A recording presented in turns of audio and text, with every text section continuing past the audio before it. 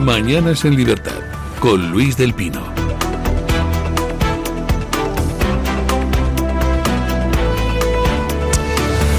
Les decía que un día cualquiera, pues abres cualquier periódico por una página al azar y hay un escándalo que afecta al PSOE. Vamos con las noticias de las 8 y empezamos con el más llamativo de esos escándalos que saltaron ayer. Vamos con doña Carmen Carbonell. Actualizamos la información a esta hora de la mañana contándoles que ha dimitido el número 2 de la Policía Nacional tras ser denunciado por agresión sexual a una subordinada. José Ángel González Jiménez ha renunciado al cargo tras la admisión a trámite de la querella que le atribuye delitos de coacciones, lesiones psíquicas y malversación de caudales públicos por una serie de hechos ocurridos presuntamente en abril de 2025 en su vivienda oficial.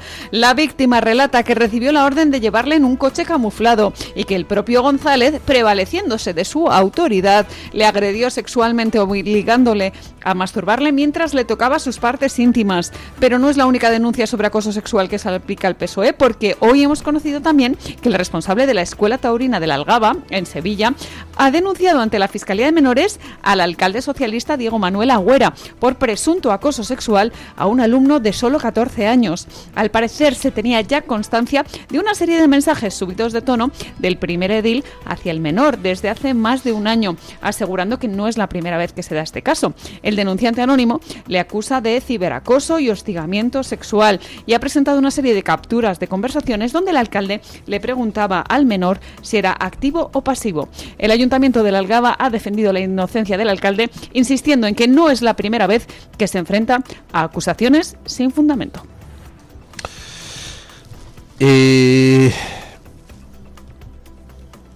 Luego hablaremos del caso Epstein, que ha puesto sobre la mesa una pregunta.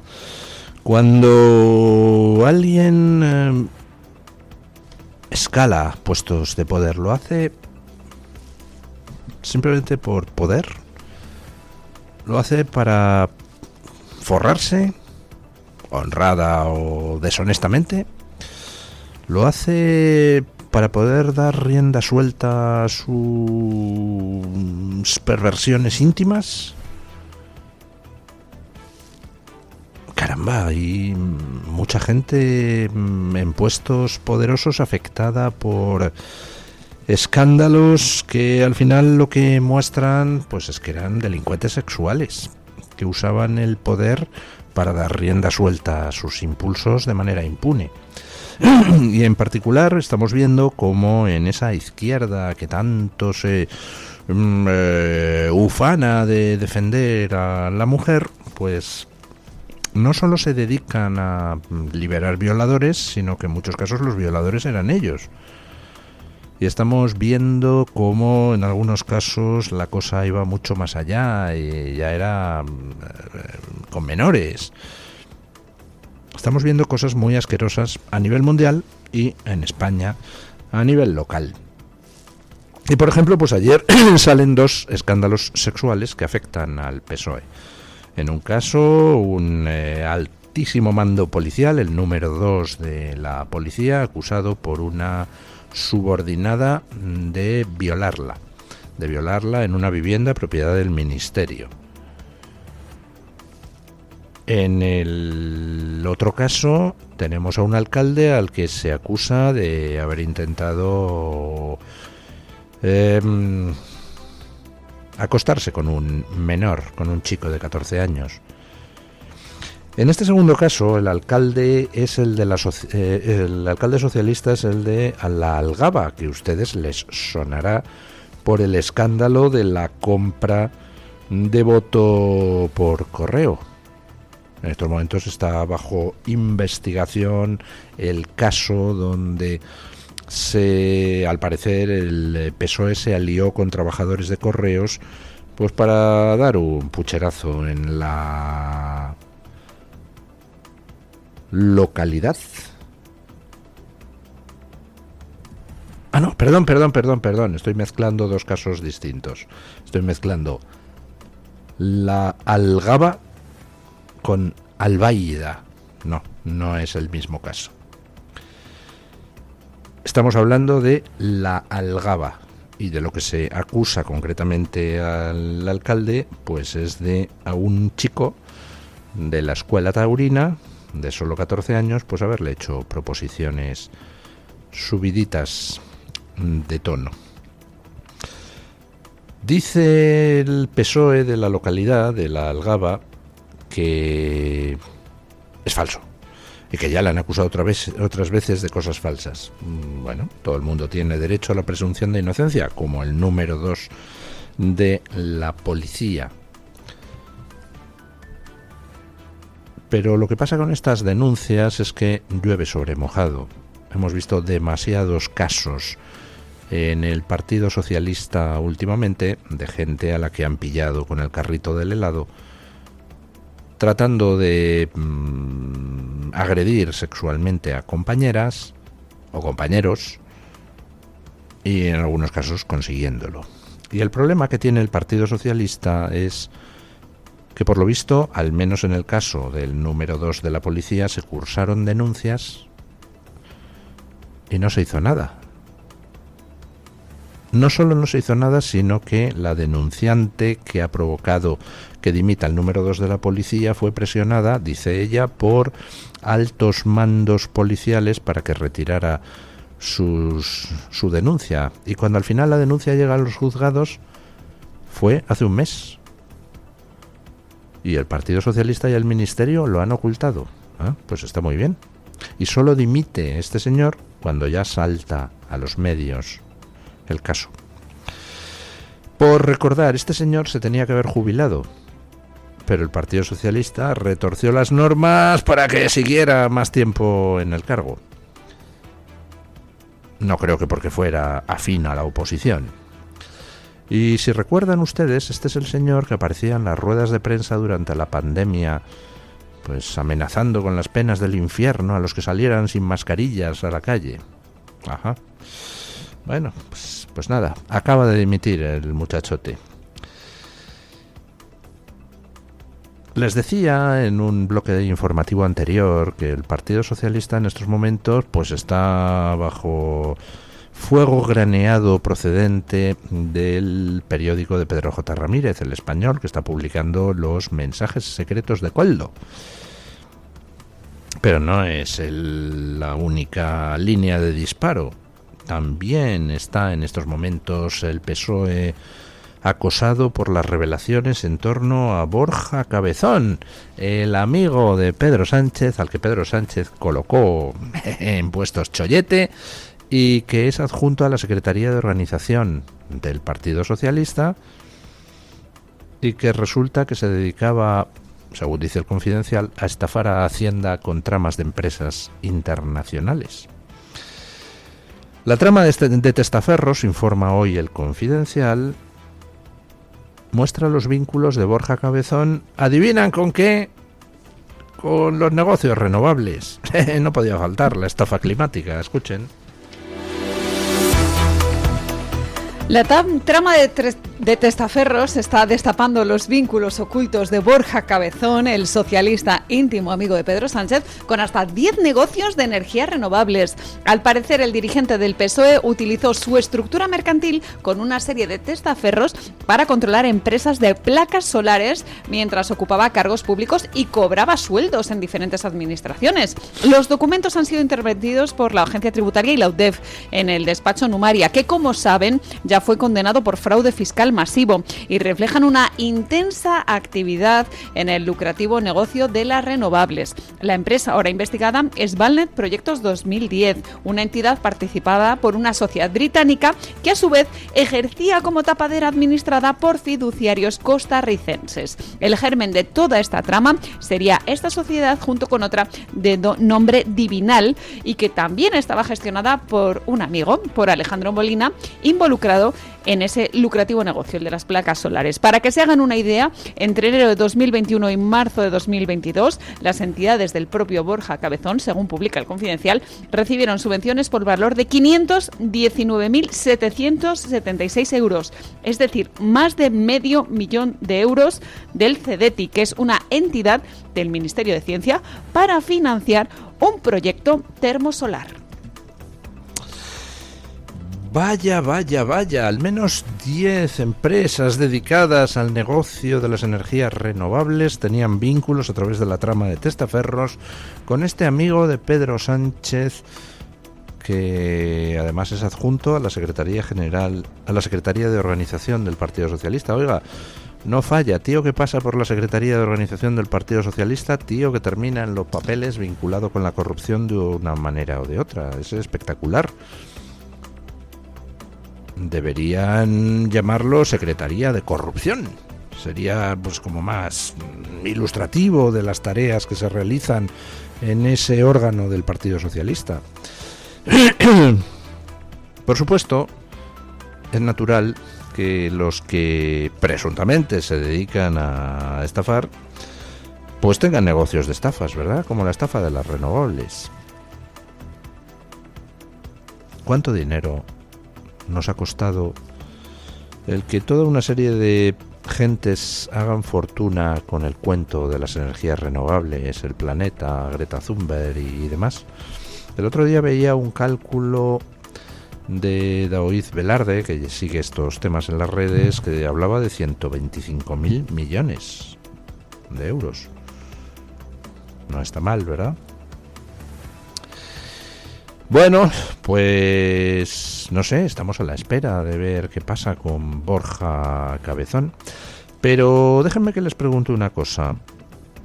Suponiendo que todo esto que está desvelando el Confidencial sea cierto y que existe toda una trama de empresas, por ejemplo costarricenses, que han servido para que Borja Cabezón, con la ayuda de un despacho de fiscalistas condenado por fraude a la hacienda pública, le ayudara a desviar dinero. Suponiendo que todo esto sea cierto y teniendo en cuenta que a Cabezón le ha protegido Sánchez y que era amigo de Sánchez y que siempre, pues en fin, se ha preocupado de que Cabezón pudiera estar en lugares interesantes, por ejemplo, nombrándolo embajador de la COVID, que nunca he sabido lo que era. ¿Cómo sabemos que parte de lo que haya podido llevarse este señor no ha terminado en los bolsillos de Sánchez?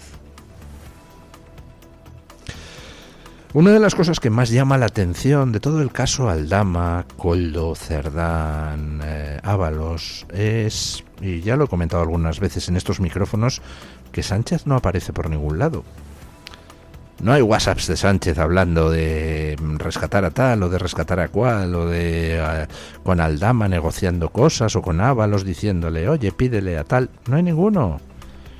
Parece como si Sánchez, él personalmente, estuviera al margen. Ahora empieza a salir alguno en plan lo que dice Koldo que Sánchez le dijo a Ábalos de qué pasa con las contraprestaciones de Air Europa. Pero da toda la sensación de que Sánchez, por supuesto, sabía lo que hacía a sus subordinados, pero no se quería meter. Él iba por otros lados. Él iba por cosas más internacionales. Y, por supuesto, si dejaba que sus subordinados se llevaran cienes y cienes de millones de euros, pues hombre, una posibilidad es que él estuviera en otras alturas llevándose mucho más, ¿no? Y que dejaba las propinillas locales, el mercado local, para sus mindundis. Bueno, no sé, todo esto suponiendo que lo que dice el Confidencial pues sea correcto y tal, pero hay otras cosas que parece que sí que son constatadas. La trama de la OMT, Guacalúa, el Africa Center, toda esa internacionalización de los negocios de Begoña y de Sánchez, que de esa sí que tenemos constatación. Como tenemos constatación de alguna otra cosa interesante desde el punto de vista de la internacionalización, como esos, ¿cuánto fueron? 100 millones de euros o de dólares que dio Pedro Sánchez a la fundación de Bill Gates. El mismo Bill Gates que está ahora recibiendo fuego graneado por sus aún no explicadas, aunque no necesariamente delictivas, reuniones y correos con Epstein. Bueno, vamos con el caso Epstein, porque les decía antes de la pausa publicitaria que acaba de aparecer una interesante derivada española. Vamos con ello. Les seguimos hablando del caso Epstein y de toda la información que se está revelando, que ha servido para poner encima de la mesa sonadas dimisiones a nivel internacional. La policía del condado de Essex, en Reino Unido, está investigando el aeropuerto de Londres Stansted por una serie de vuelos privados que se realizaron en secreto y que están vinculados al caso Epstein. El ex primer ministro Gordon Brown es quien ha solicitado que se investiguen estos vuelos para estudiar quién viajó en ellos y si los presuntos pasajeros fueron en realidad objeto de trata. Y es que el aeropuerto de Stansted, cerca de Londres, fue uno de los lugares donde las mujeres pudieron ser trasladadas de un avión de Epstein a otro. Pero no es la única información que se publica hoy sobre el caso Epstein. La alcaldesa de Los Ángeles, Karen Bass, junto con una serie de activistas, están pidiendo la dimisión del presidente del Comité de Los Ángeles 2028, de Casey Wasserman, por el caso Epstein. El propio Wasserman intercambió una serie de correos electrónicos con Ghislaine Maxwell, conocida por ser la mano derecha de Jeffrey Epstein, en el año 2003. La junta directiva lo mantuvo en su puesto pese a haber encontrado pruebas de que había estado en el avión de Epstein por invitación de la propia Fundación Clinton en un viaje a África centrado presuntamente en la investigación sobre el virus del VIH. Bueno, las cosas que están saliendo, pues ya les comenté a ustedes que ha habido una primera jornada de políticos de renombre que han tenido que dimitir. Por cierto, todos ellos, salvo una noruega que no pertenecía a ningún partido, todos pertenecientes a partidos progres. Pero ya les dije a ustedes en estos días pasados que eso era casi lo de menos, que lo interesante iba a empezar a salir ahora, porque ya la gente está empezando a escarbar en las conexiones de Epstein con el mundillo financiero. Y en ese sentido, pues en estos momentos hay una petición para que Wasserman, el millonario Wasserman, deje la presidencia del comité patrocinador de las Olimpiadas de Los Ángeles de 2028 por sus vínculos con Epstein. Y en estos momentos se está investigando, como comentaba doña Carmen en la noticia, a el aeropuerto, uno de los aeropuertos cercanos a Londres, porque de toda la documentación desclasificada de Epstein se deduce que Epstein, que tenía excelentes relaciones con mucha gente en la Rusia de Putin, traía cargamentos de chicas del este de Europa, muy posiblemente con ayuda del príncipe Andrew, y las metía en el Reino Unido de tapadillo. Y por eso se está investigando al aeropuerto. Como se ha reabierto la investigación en Francia sobre las conexiones francesas del caso Epstein, por ejemplo, las conexiones con Jack Lang y su hija cineasta, Jack Lang, el exministro de Cultura con el socialista Mitterrand. Y en Francia también se está pidiendo que alguien revise todo lo relativo al socio de Epstein, Jean-Luc Brunel, que como Epstein también se ahorcó en la celda de la cárcel. Vaya, por Dios. Está todo el mundo investigando y están saliendo datos de mucho millonario que se dedicaba a hacer negocios con Epstein, no necesariamente en sus fiestas, pero sí desde luego a sabiendas de que Epstein estaba condenado por pederastia. Y se dedicaban a hacer negocios, ¿qué quiere decir? Pues tráfico de información privilegiada. Y acabo de ver hace un rato cómo ha saltado a los medios, concretamente Financial Times, la petición que dos sindicatos de profesores han dirigido a la SEC, que es como la Comisión Nacional del Mercado de Valores en Estados Unidos, para que se investigue a Apollo Global Management. Y dirán ustedes, ¿quién demonios es Apollo Global Management? Pues es un fondo de inversión enorme cuyo fundador, que era Leon Black, pues resulta que tenía unas estrechísimas conexiones con Epstein. Ya había saltado la noticia hace tiempo de esas estrechísimas conexiones y Leon Black parece ser que había pagado una fortuna para evitar demandas, Pero estos dos sindicatos han demandado, muy posiblemente porque tengan acciones en el fondo diciendo que este fondo, los datos que dio sobre sus relaciones con Epstein eran mentira, como se ha demostrado cuando se han desclasificado los papeles. Este fondo, Apollo Global Management, intentó minimizar las relaciones de su fundador y ex consejero delegado Leon Black y del actual consejero delegado Mark Rowan con Epstein. En un informe a los inversores en 2021, pues decían, bueno, que había habido unas conexiones, en fin, así, hola, ¿qué tal estás? Soy Epstein, hola, soy Leon Black y tal, pues encantado, ya nos veremos. No, para nada. Hubo multitud de reuniones.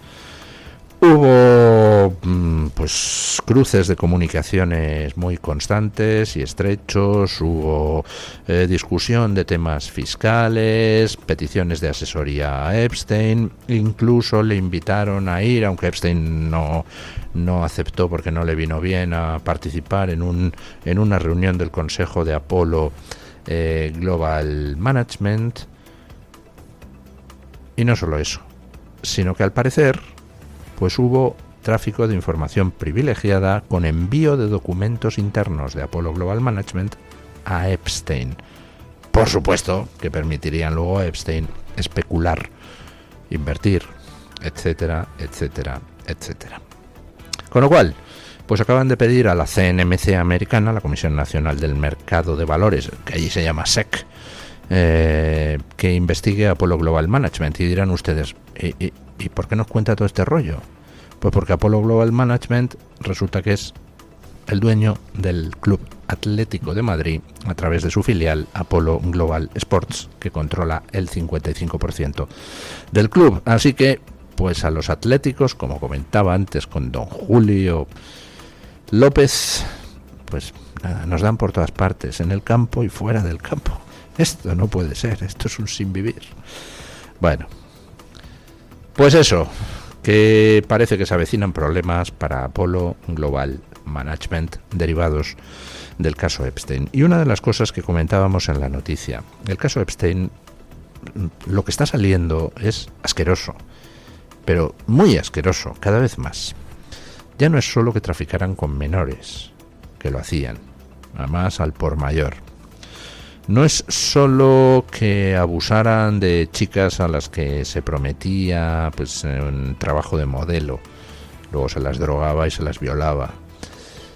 No es solo que se dedicaran a financiar experimentaciones de tipo transgénero con niños de solo 3 años. Es que también están saliendo cosas de cómo Epstein pues discutía cosas como ¿qué tal si clonamos humanos, clonamos bebés para utilizar determinadas partes, por ejemplo en trasplantes o en investigación médica? Y hay en concreto algún intercambio de correo donde apuntan a una cena donde estaría Epstein con otro tío y con el príncipe Andrew, y donde Epstein luego dice, al comentar con el otro tío, al comentar con un tercero, dice, Andrew se escandalizó mucho con lo que estábamos hablando, dice, y acabó la cena con ganas de vomitar. ¿Cómo sería lo que estaban hablando? Y ojo, porque en esa cena estaba una conocida periodista estadounidense. Y yo pregunto, ¿cuántos periodistas conocían en Occidente las actividades de Epstein y su gente? ¿Cuántos periodistas o dueños de medios de comunicación estaban metidos en la red de pederastia o de intercambio de información privilegiada de Epstein? Y por cierto, les invito a ver el vídeo que he retuiteado antes, donde se ve a la que era principal asesora legal de la Casa Blanca con Obama, Catherine Ruemmler, en 2017, diciendo cómo Trump, recordemos que era la primera legislatura de Trump, cómo Trump mancillaba la sacrosanta dignidad de la Casa Blanca. Y esto lo decía pues una de las mejores amigas de Epstein, que tiene con él miles de mensajes, que resulta que se repartía con él comisiones por ayudar a que cierta gente resolviera sus problemas de hacienda con el gobierno americano. Esta gentuza de la red de Epstein es la que por supuesto más ha hecho por poner en marcha toda la basura propagandística contra Trump. Esa basura que muchos de ustedes que me están escuchando han comprado, la ponía en marcha la red de pederastas asquerosos delincuentes contra Trump. Pregúntense por qué y pregúntense quién demonios organizó el atentado contra Donald Trump. ¿Alguien que estuviera pillado en redes de pederastia y de tráfico de información estaría tan alarmado por la posibilidad de que Trump llegue a la Casa Blanca como para tratar de que le maten? Pues hombre, la respuesta es obvia, ¿verdad? Bueno, vamos con la crónica de don Paco Carrera, doña Carmen Carbonell, Adelante, para que nos cuente Luis. qué trae hoy la Gaceta. Buenos días, don Paco. Sí, ¿qué tal? Muy buenos días. Saludos a los oyentes de Mañanas de Libertad.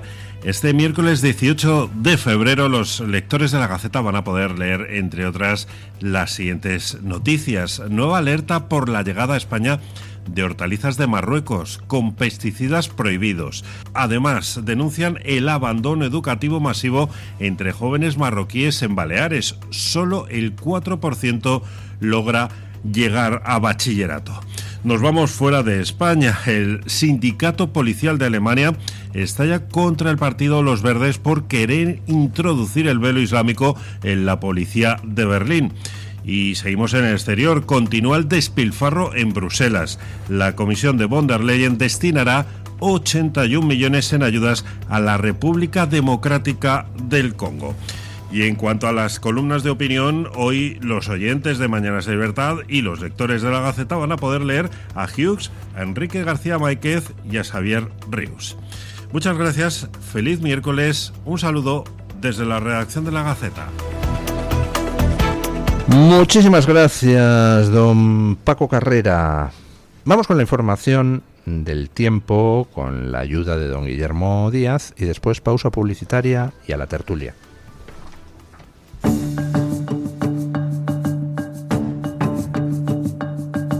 El tiempo en Radio Libertad.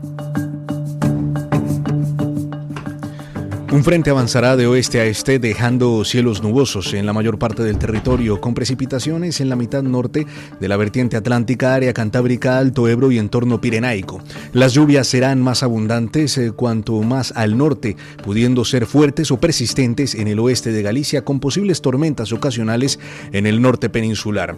Nevará en montañas del noroeste a partir de los 1200 y 1500 metros y en el resto del extremo norte entre los 1500 y 1900 metros. Los tercios este y sureste, Baleares y Canarias tendrán cielos despejados. Las temperaturas bajarán en la mayor parte del país, excepto las máximas que subirán en el Cantábrico Oriental, Pirineo y noreste de Cataluña.